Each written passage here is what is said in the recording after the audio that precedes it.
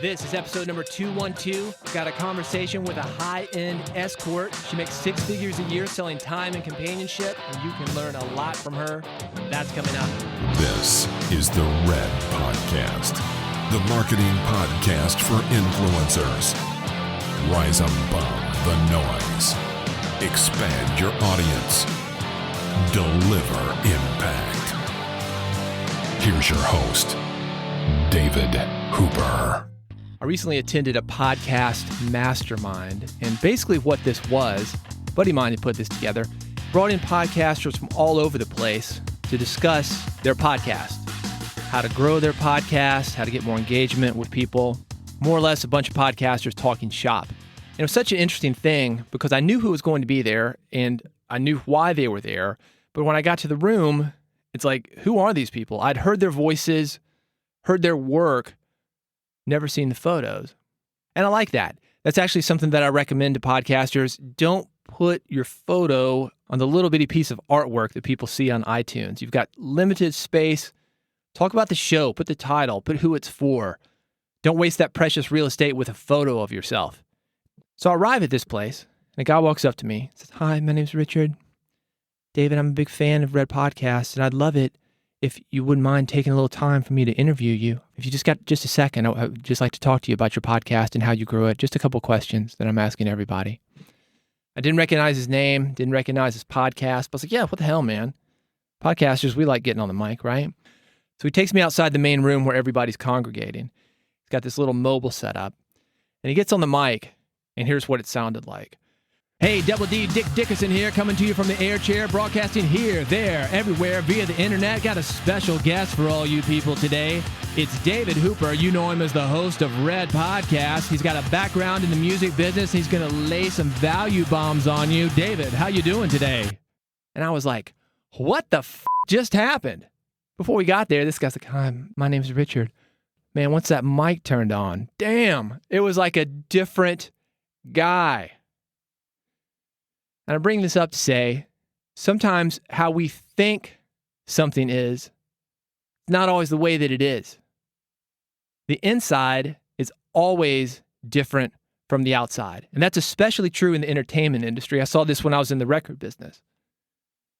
Normal people become superstars with a little bit of Photoshop, a little bit of studio magic.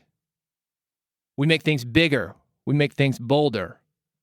And because only that big, bold product is released into the public, sometimes people think that that's how it really is. Well, my guest today, she is in one of those industries. On this episode, I'm talking to a real, live, 100% authentic high-class escort. That's right.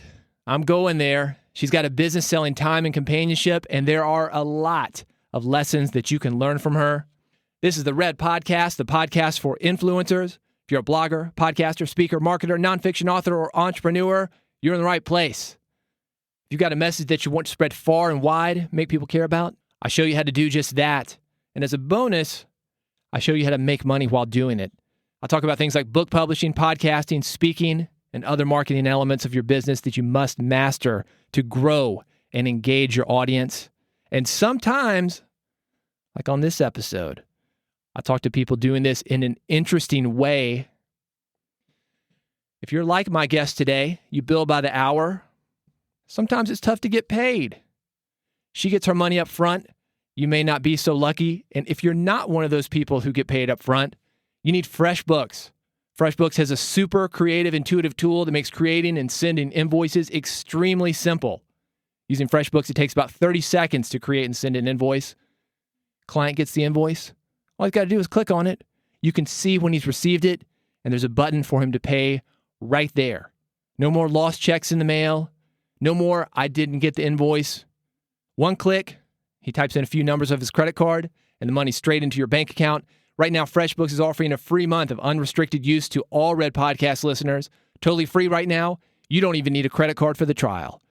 To claim your free month, go to freshbooks.com/red and enter RED in the How Did You Hear About Us section. The woman I'm going to be talking to, her name is Jill, not her real name, and she has no last name. You can think of her like Cher, Madonna, Jesus. I met her through a friend of mine in the music industry. It was pretty interesting getting the connection because obviously due to the nature of Jill's business, she just isn't somebody that you can go over to her house. She doesn't have an office. You can't just call her up. So we set this thing up via text message. My friend vouched for me. He said, hey, this guy just wants to talk to you. Set this thing up over a few days, eventually had the conversation, and it was a great conversation. A lot of stuff was covered. I'm going to cover some of these things on this episode. Now, obviously, due to Jill's business, if you're listening to this episode with kids, unless you want to have some awkward conversations, it's maybe best that you turn this episode off. But with that said, this is the Business Podcast. This episode with Jill, strictly business. We're talking about how she has a 6-figure business selling time and companionship. That's the official title for what she does.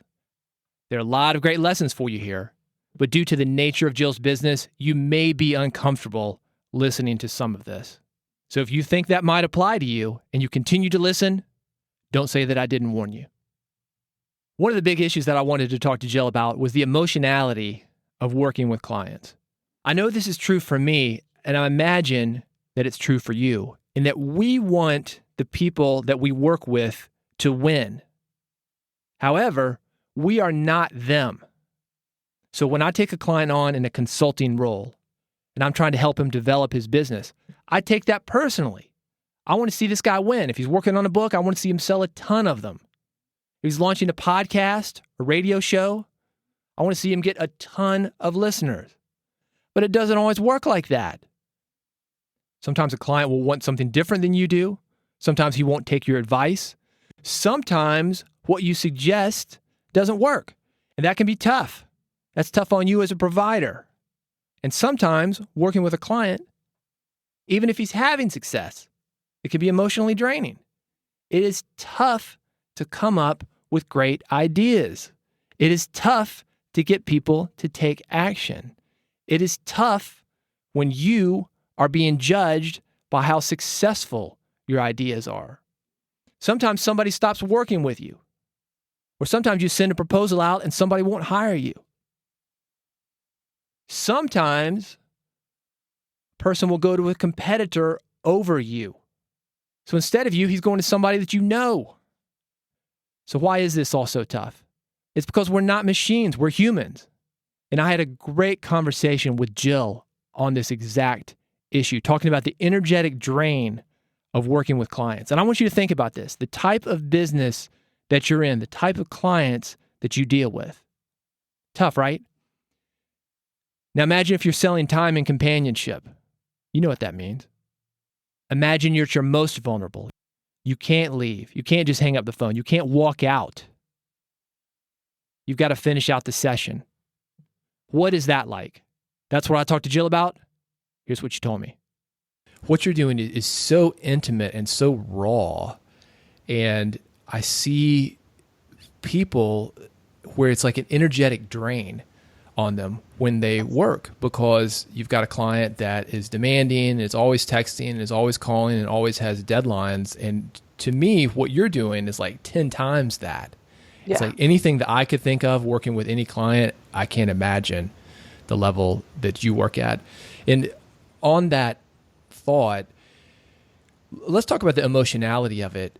Mm-hmm. We've all been fired by clients, but we are not the product. In some ways, you are the product here. Do you take those things personally?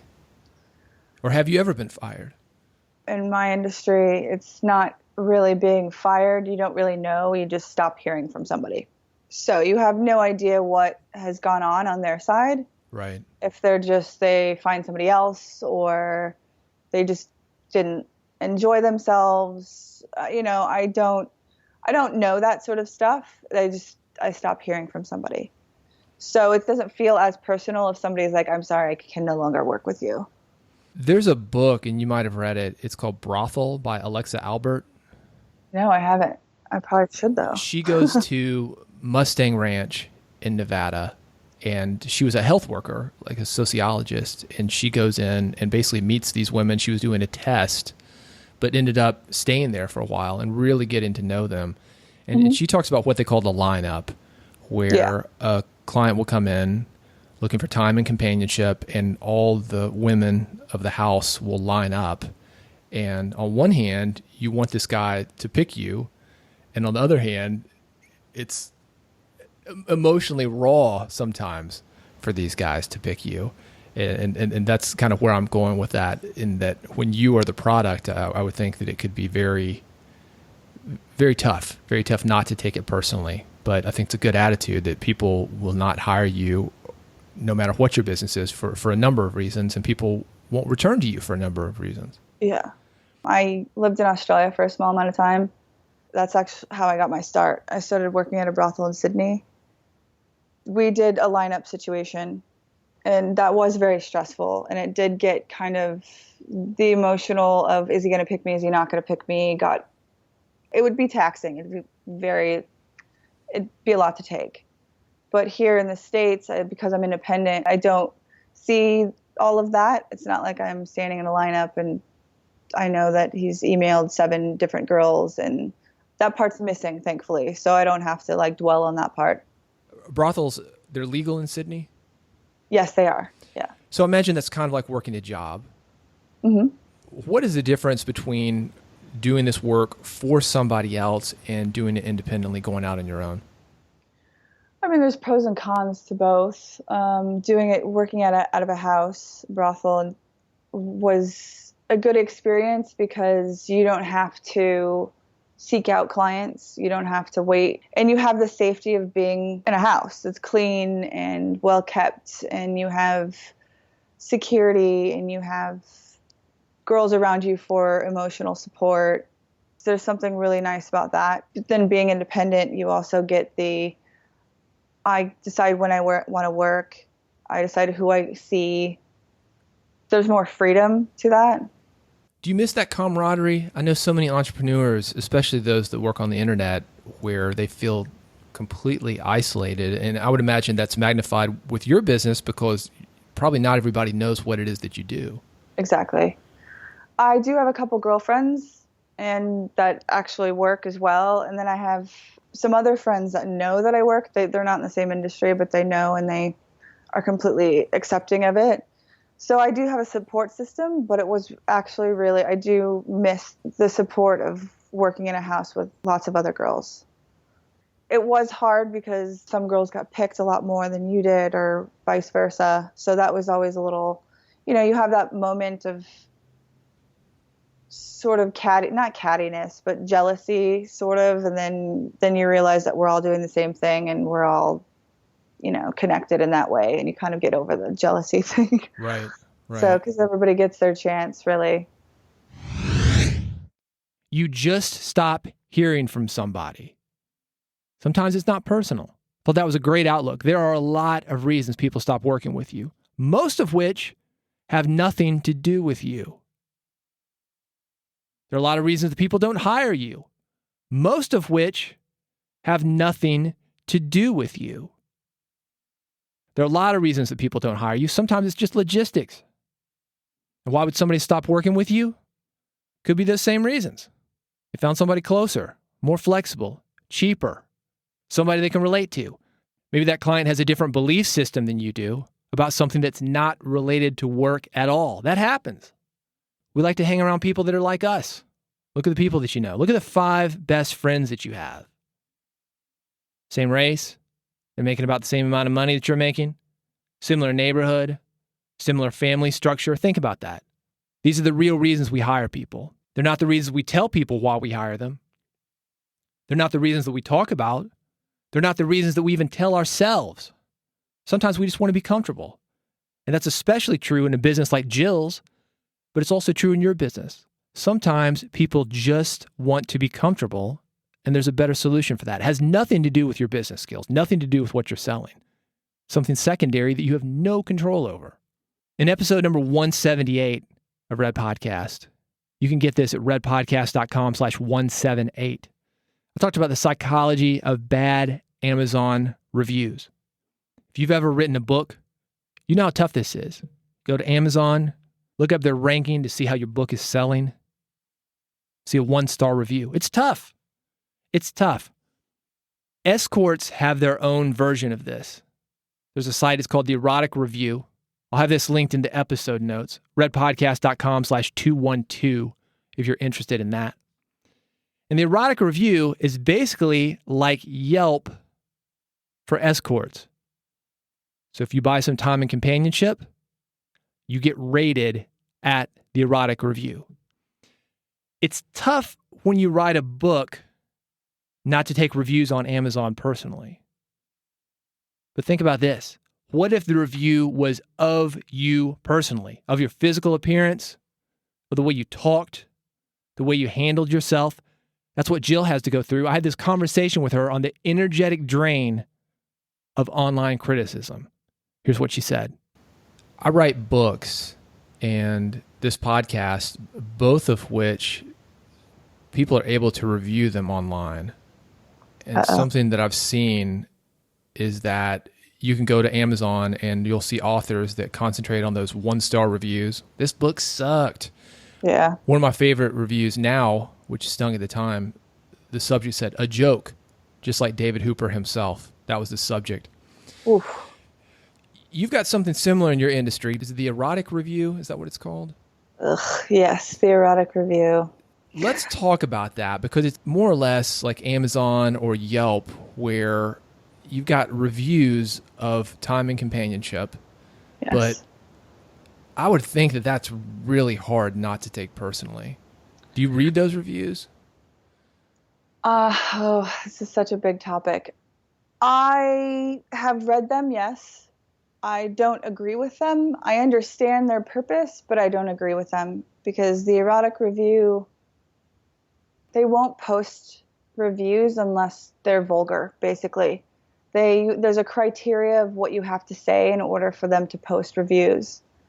You mean, does it just get very graphic as to like what time and companionship looks like, for example? Very graphic. Okay.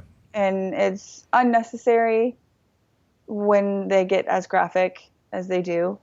Some guys use it for the right reasons, where it's like you can see whether does she live in a bad neighborhood or something like that, or like there's some small things that it's like people that I understand why they would use something like the Erotic Review. But when it comes down to does she do these certain things, then that's why I want to see her. And it turns us into sort of, it feels dirty to me. I kind of feel like I'm not a person anymore when guys kind of go a little overboard with that stuff. And there's both sides. I get why guys use it, and I understand the review idea of knowing whether it's a good session or whatever, but it still makes it kind of is a little demeaning in a lot of ways. Yeah, I think reviews are interesting in that it's sort of like we talked about, like why a client will let you go, that things come up and you never know what's going on in their life. And reviews are always interesting to me in that the people that review, I think they're more likely to review if they've had a bad experience. Yeah. Because they're pissed and they want everybody to know, or they want to vent, or they're just that kind of person. Yeah. But I have to wonder how accurate reviews in general are online. A lot of them not verified. I think Amazon, I think Yelp, they've tried to do those things. I don't know how Erotic Review works. I don't know if you have to be a member or not of those sites. You do. You either be a paid member or you do enough reviews that you get a free membership. See, I would worry about that though. When you're just doing enough reviews, if somebody's just making things up, if those people weren't even there, Yes, that happens a lot. There's an infamous guy on there that does that. And he'll make up reviews, and then he'll contact the girl and say, didn't you like my review? Now can you see me for free because I wrote you a nice review? But then his reviews are very vulgar and say stuff that you would never do. And that's the other thing. Guys kind of embellish a lot of stuff. They're basically writing their own erotic novels. Some revisionism in there. Yeah. And it's kind of, it's a case-by-case basis too. Like, just because something happens with one client doesn't mean it's going to happen with the next. And if guy writes something crazy in the review, then you're expected to be that way or do that random thing all the time. And if they make it up, then somebody thinks that you're doing all these things and you're not. So it gets really shady, and there's a huge underbelly that's frustrating about it. For more thoughts on the psychology of online reviews, what you need to know as an influencer, as a creator, somebody with a podcast, a book, content online that people can review, I've got an entire episode on this subject, redpodcast.com/178 for that. Speaking of an entire episode, had a great conversation with Jill. What you've heard on this episode, part of a much longer discussion that I had with her. On the next episode, that's exactly what you're going to get, the entire conversation, some of the stuff that I talked about, things that she had to overcome to get started. Think it was tough to start your business? Think about the legality of what she does. Think about the fact that she cannot advertise in the normal manner. Think about what her friends thought. Think about what her parents thought. She had to overcome a lot of stuff to get into this business. We talk about advertising and legality. We talk about being clever with advertising. Wink, wink. Medical companies do this all the time. When you see an ad on television for muscle pain, joint pain, they're talking about arthritis, but they're not allowed to say arthritis. That's a medical condition. Joint pain, that's a symptom. So we're going to talk about things like that. Truth in advertising, pushing the boundaries of advertising. We talk about client acquisition, how Jill screens clients, and why she never gives out her phone number, why she made me work to actually have this interview. We talk about differentiating yourself, making sure you're not a commodity, making people work for it, making them wait so they want what you have to offer even more than they do initially. We talk about client match, how to know if a client's right. We talk about the secondary product that you're selling. We talk about how the more you charge, the better the experience for the client is. This is why you want to charge more money. If you've been thinking about raising your prices, you want to listen to this part of the interview. We talk about Jill's advice for hanging with high dollar and successful people. We talk about negotiating with clients, how to handle it, dealing with clients that you can't stand, how to not take things personally, work-life balance, energy management, and also client confidentiality. That's on the next episode, my full interview with Jill, the high-end Escort. If you want to get that, go to redpodcast.com. You can subscribe to Red Podcast with one click. One click is all it takes to get Red Podcast delivered to you free of charge. It doesn't matter if you have an iPhone, an Android. If you're listening on the web, Red Podcast gets it for you. If you got questions, you've got comments, reach out to me on Twitter. @DavidHooper is how to do it. Thank you so much for listening, and I'll see you on the next episode of Red Podcast. You've been listening to Red Podcast, the marketing podcast for influencers. Never miss an episode. Subscribe now with your iPhone, Android, or via RSS at redpodcast.com.